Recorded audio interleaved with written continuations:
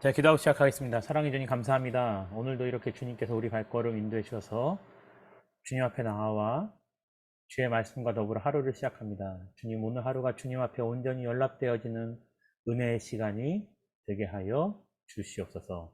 예수님의 이름으로 감사드리며 기도드립니다. 아멘. 말씀 봉독하겠습니다. 본문 말씀 에베소서 3장 1절부터 13절까지의 말씀입니다. 에베소서 3장 1절부터 13절까지 말씀입니다. 이러므로 그리스도 예수의 일로 너희 이방인을 위하여 갇힌 자 된 나 바울이 말하거니와 너희를 위하여 내게 주신 하나님의 그 은혜의 경륜을 너희가 들었을 터이라. 곧 계시로 내게 비밀을 알게 하신 것은 내가 먼저 간단히 기록함과 같으니 그것을 읽으면 내가 그리스도의 비밀을 깨달은 것을 너희가 알 수 있으리라. 이제 그의 거룩한 사도들과 선지자들에게 성령으로 나타내신 것 같이 다른 세대에는 사람의 아들들에게 알리지 아니하셨으니 이는 이방인들이 복음으로 말미암아 그리스도 예수 안에서 함께 상속자가 되고 함께 지체가 되고 함께 약속에 참여하는 자가 됨이라. 이 복음을 위하여 그의 능력이 역사하시는 대로 내게 주신 하나님의 은혜의 선물을 따라 내가 일꾼이 되었노라. 모든 성도 중에 지극히 작은 자보다 더 작은 나에게 이 은혜를 주신 것은 측량할 수 없는 그리스도의 풍성함을 이방인에게 전하게 하시고 영원부터 만물을 창조하신 하나님 속에 감추었던 비밀의 경륜이 어떠한 것을 드러나게 하려 하심이라. 이는 이제 교회로 말미암아 하늘에 있는 통치자들과 권세들에게 하나님의 각종 지혜를 알게 하려 하심이니 곧 영원부터 우리 주 그리스도 예수 안에서 예정하신 뜻대로 하신 것이라. 우리가 그 안에서 그를 믿음으로 말미암아 담대함과 확신을 가지고 하나님께 나아감을 얻느니라. 그러므로 너희에게 구하노니 너희를 위한 나의 여러 환난에 대하여 낙심하지 말라. 이는 너희의 영광이니라. 아멘. 계속해서 에베소서 말씀을 함께 나누고 있습니다. 오늘 말씀은요, 에베소 교회에 있던 사도 바울이요, 이방인들로 있었던 저들에 대해서 어떻게 하나님께서 복음을 전하게 하셨는지에 대해서 나와 있습니다. 우선 사도 바울이요, 자신을 설명하는 데 있어서 이러므로 그리스도 예수의 일로 너희 이방인을 위해서 사도 바울이요, 갇힌 자가 되었다라고 말하고 있습니다. 이 표현은요, 로마의 시민권을 가지고 있으면서도 또 유대인으로서의 신분을 가지고 있으면서 그가 로마 제국의 영향권에 있는 도시를 돌아다니면서 복음을 전하고 있던 것이 때로는 많은 사람들을 모이게 하고 그들을 변화시켰기 때문에 로마 황제가 보았을 때는 내란을 선동하는 것 같은 그러한 잘못을 사도 바울이 하고 있는 것으로 보여졌습니다. 당시 로마의 정식적인 시민권을 가지고 있는 사람들은요, 그 로마의 통치 안에 어디에 있던 간에 특권이 있었는데 그들을 다른 나라가 함부로 재판할 수 없었다는 것입니다. 그래서 사도 바울은 여러 지역에 가서 수많은 누명을 쓰고 그로 인해서 재판을 받을 때 사도 바울 스스로가 나는 로마의 시민이기 때문에 로마의 황제에게 가서 재판을 받겠노라 하고 말했던 것입니다. 그래서 결국 사도 바울은 로마로 압송되어서 그곳에 감옥에 갇혀서 심판을 받고 있었습니다. 그래서 사도 바울이 오늘 본문 말씀에 갇힌 자가 되었다라고 말하고 있습니다. 그러면 왜 그와 같이 하였을까요? 로마의 시민권을 가지고서 그 로마 제국 안에 있는 여러 나라를 자연스럽게 다닐 수 있었던 것. 그것이 사도 바울에게 복음을 전하는 데 있어서는 굉장한 도움이 되었다라는 거죠. 그 표현을요, 너희 이방인을 위해서 갇힌 자가 되었다라고 사도 바울은 1절에서 말하고 있습니다. 그리고 2절에서는요, 너희를 위하여 내게 주신 하나님의 은혜의 경륜을 너희가 들었을 터라고 말하고 있죠. 이 경륜이라는 것은요, 바로 예수님 안에서 이루실 하나님의 이 원대한 구원의 계획이 담겨져 있다라는 것입니다. 또 그 원대한 계획을요, 오직 하나님만이 알고 계셨던 거죠. 인간적으로 봤을 때는 사도 바울은 갇힌 자 된 것이지만 그 로마로 압송하는 그 과정 가운데서 수없이 많은 이방 나라에 머물게 되고 그것이 곧 복음을 증거하는 데 있어서 아주 중요한 요소가 되었기 때문입니다. 에베소 교인들은 이 말씀을 잘못 이해하면 내가 너희들 때문에 갇힌 자가 되었다라고 말하여서 오히려 에베소 교인들에게 부담이 되거나 할 수 있었겠지만 그것이 아니고 하나님께서 그 은혜의 경륜 가운데서 내가 이렇게 갇힌 자가 된 것은 그 가운데 오는 여정 가운데 에베소 교회를 포함해서 또 수많은 교회들에 세워지게 되는 중요한 복음의 기로가 되었다라는 것이죠. 이처럼요, 우리가 인생을 살아가다 보면요, 인간의 눈으로 봤을 때는 사도 바울의 갇힘과 같이 오히려 우리가 억압받는 것 같은 느낌이 들고 세상적으로는 실패한 것 같은 그런 상황이 되었을지라도 원대한 하나님의 계획 속에서는 그것은 실패가 아니고 하나님께 나아가는 과정일 수 있다는 것입니다. 그렇기 때문에 우리는 우리 지금 눈앞에 보이는 환경과 조건으로 인해서 낙심할 필요가 있는 것이 아니고 이 과정을 통해서 하나님께서 무엇을 이루어 가실 것인지에 대한 소망을 갖는 것이 더 중요합니다. 그리고 3절에서는 이렇게 말하고 있죠. 곧 계시로 내게 비밀을 알게 하시는 것은 내가 먼저 간단히 기록함과 같다라는 거죠. 그 모든 과정이 결국 하나님께서 그 복음의 진보를 위해서 사도 바울에게 그러한 것을 이미 알게 하셨고요.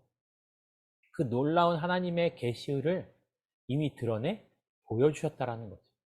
그리고 사도 바울도 그와 같은 것을 이미 에베소 교인들에게 증거했다라는 것입니다. 그래서 4절 말씀 보면 그것을 읽으면 내가 그리스도 비밀을 깨달은 것을 너희가 알 수 있으리라. 인생의 여정 가운데서 큰 실패를 경험하신 분들이 그것을 실패로 말하지 아니하고 오히려 그것을 극복하여서 더욱 큰 은혜의 과정으로 고백하는 사람들 보면 그러한 분들은 하나님께서 내게 주신 그 비밀을 깨달았구나. 그래서 그러한 상황 속에서 절망하지 아니하시는구나.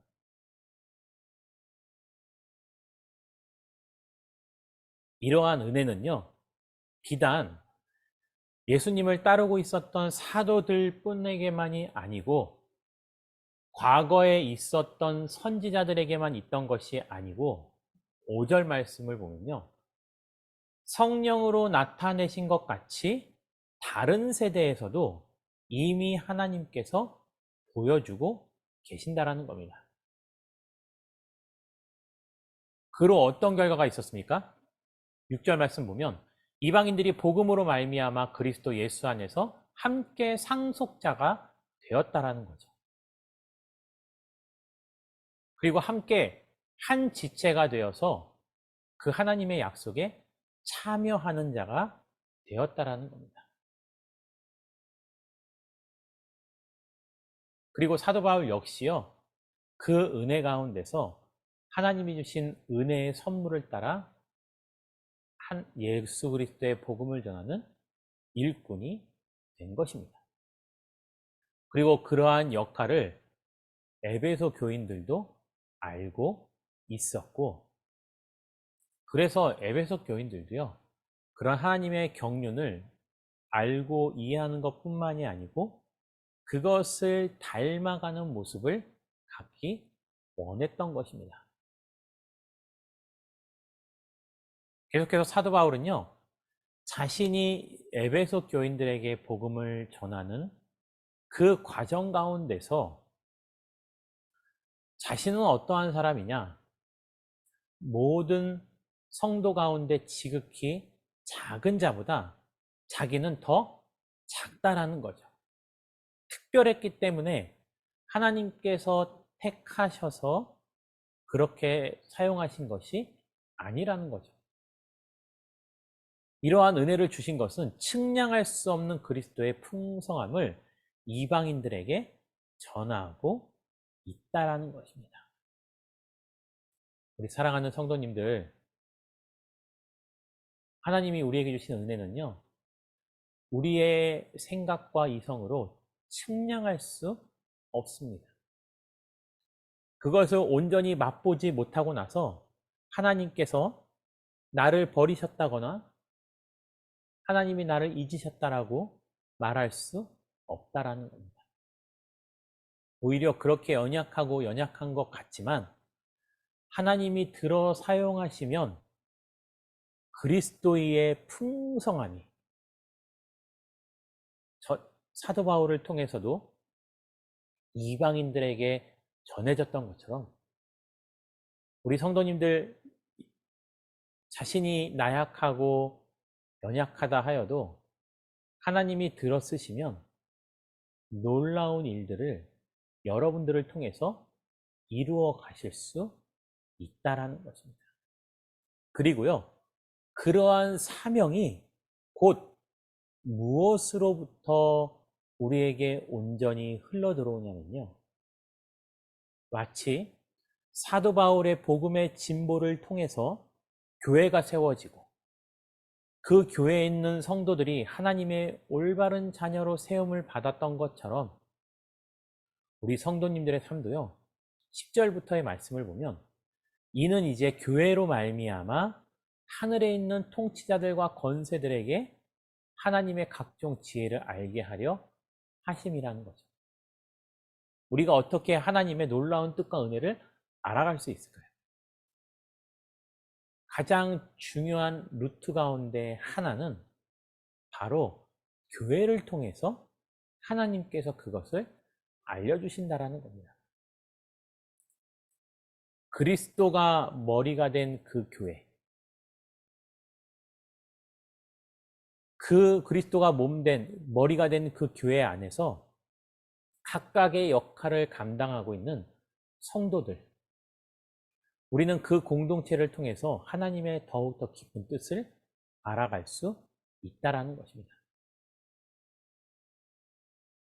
왜냐면요, 11절을 보면 곧 영원부터 우리 주 예수 그리스도 예수 안에서 예정하신 뜻대로 하셨다라는 거죠. 우리가 오늘날 이렇게 믿음의 공동체 안에 참여할 수 있었던 것, 그리고 그 안에서 내가 하는 역할이 크던 작던 간에 그 작은 것 하나하나 다 모든 것들을 하나님께서 이미 예정하고 그것을 이끌어 가신다라는 겁니다.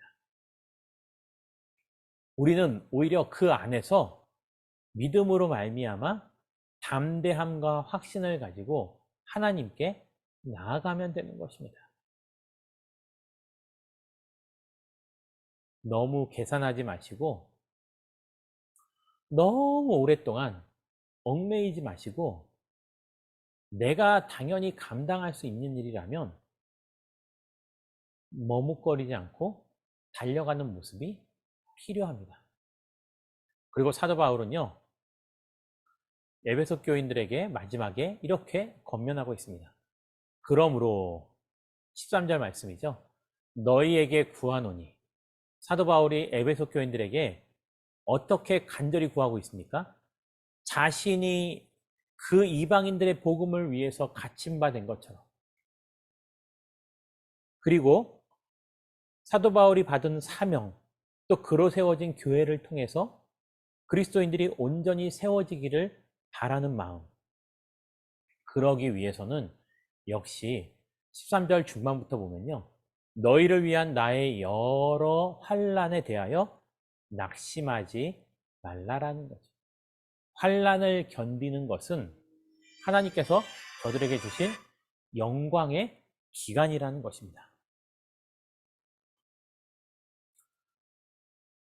우리 이 시간 다 함께 공동의 기도 제목을 놓고 함께 기도하고 자유롭게 기도하고 마치도록 하겠습니다.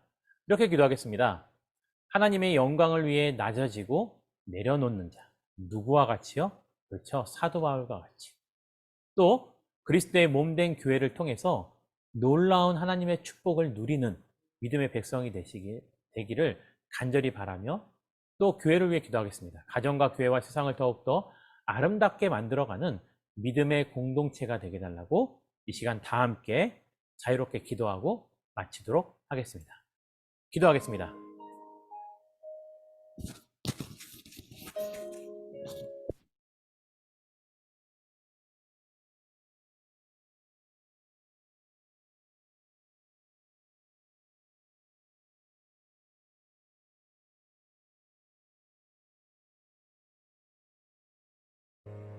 산을 내려오는 바람과 같이 우리에게 불어오 그 하늘의 이야기 다친 우리 마음 자유케 하던 그 나사렛에서 한 목수의 이야기 나와 같은 이도 복이 있다던 이전엔 한 번도 듣지 못한 이야기 우리 이마에 맺혀있는 땀들 진절이 쓰다듬던 예수님의 이야기 메마른 땅 위에 내리는 비처럼 흐르는 내 땀방울로 부는 바람처럼 나를 향하신 그분의 마음 널 사랑한다 참 귀하다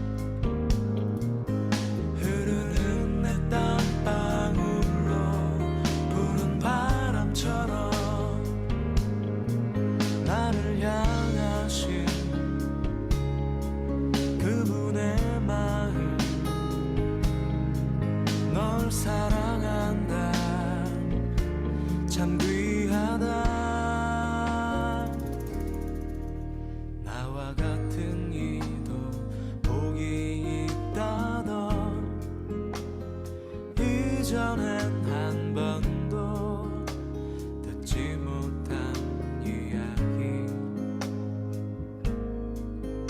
와서 나의 마음 자유케 하던 그 나사렛에서 온 한 목수의 이야기 나의 모든 짐 그 어깨에 지고 갈보리 향해 가던 예수님의